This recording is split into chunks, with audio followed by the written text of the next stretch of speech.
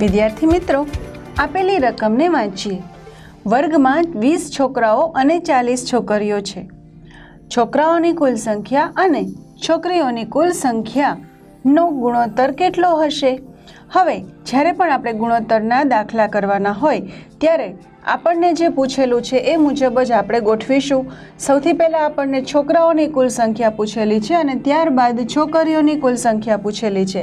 એનો મતલબ કે આપણે અંશમાં લખીશું છોકરાઓની કુલ સંખ્યા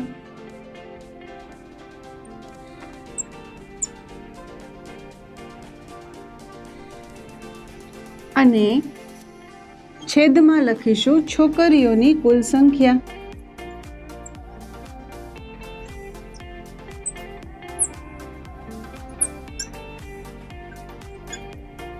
હવે છોકરાઓની અને છોકરીઓની જે કુલ સંખ્યા છે એ આપણને અહીં રકમમાં આપેલી છે. છોકરાઓ જે છે એ 20 છે અને છોકરીઓ છે એ 40 છે.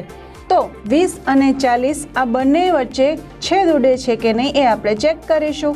આપણે 20 અને 40માં એક શોર્ટકટ ટ્રીક યાદ કરીએ તો 0 0 ઉડી જશે અને 2/4 વધશે. અને બીજું આપણે એ પણ કરી શકીએ કે એના નાના ભાગ પાડીએ, જેમ કે 20 એટલે 10 ગુણ્યા 2 અને 40 એટલે 10 ગુણ્યા 4. હવે 10 10 ઉડી જશે તો આપણને જવાબ મળશે 2/4. હવે 2/4 છે એના પણ છેદ ઉડે છે. 2 દુ 4 થાય એટલે આપણે 2 2 4 આ રીતે છેદ ઉડાડીએ તો આપણને કંઈક જવાબ મળશે. ઉપર કંઈ નથી તો આપણે લખીશું 1 અને નીચે 2. આ જે છે એ અતિ સંક્ષિપ્ત રૂપ આવી ગયેલ છે, જેને આપણે ગુણોત્તર અને પ્રમાણના રૂપે દર્શાવીશું અને લખીશું કે છોકરાઓની કુલ સંખ્યા અને છોકરીઓની કુલ સંખ્યા એનો ગુણોત્તર જે છે એ 1/2 છે, જેને આપણે વાક્ય સ્વરૂપે દર્શાવીશું.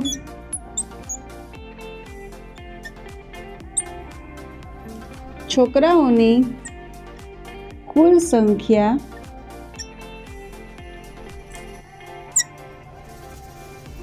અને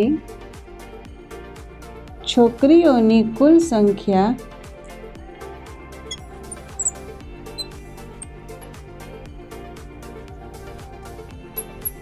નો જે ગુણોત્તર છે એ દર્શાવીશું.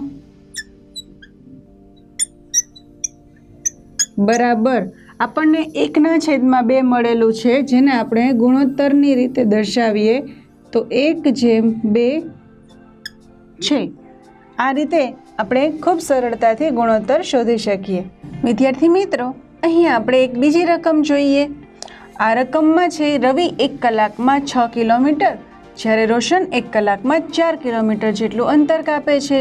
તો રવિએ અને રોશને જે અંતર કાપેલ છે એનો ગુણોત્તર શોધો. તો આપણે સૌથી પહેલાં ગુણોત્તર માટેનું સૂત્ર લખીએ તો આપણે લખીશું, પહેલાં જેનું નામ છે એ છે રવિ. રવિએ કાપેલ અંતર અને એના છેદમાં રોશને કાપેલ અંતર.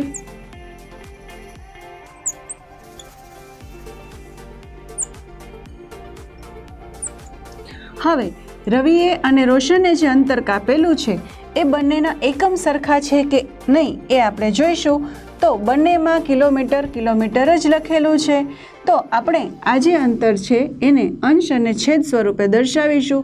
રવિએ કાપેલું અંતર છે 6 અને રોશને કાપેલું અંતર છે 4.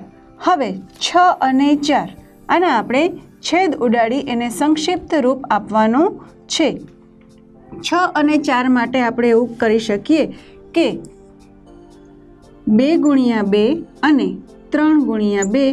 2 2 ઉડી જાય છે તો આપણો જવાબ આવે છે 3/2. 3 અને 2 બંને અવિભાજ્ય સંખ્યાઓ છે. એટલે હવે અહીં આપણે અતિ સંક્ષિપ્ત રૂપ જે હોય એ મળી ગયેલ છે. હવે આપણે એને પ્રમાણના સ્વરૂપે દર્શાવવું હોય તો કંઈક આ રીતે લખી શકીએ, 3/2. તો આપણે જે જવાબ મળેલ છે એને વાક્ય સ્વરૂપે લખીશું. અહીં હું લખીશ, તેથી રવિએ કાપેલ અંતર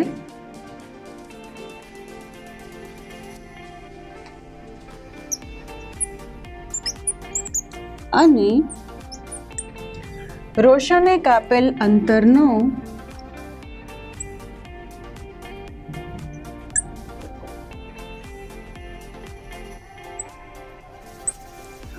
ગુણોત્તર બરાબર, જે જવાબ મળેલ છે એ લખીશું 3:2 છે, એટલે કે 3 ભાગનું અંતર અને 2 ભાગનું અંતર કાપે છે.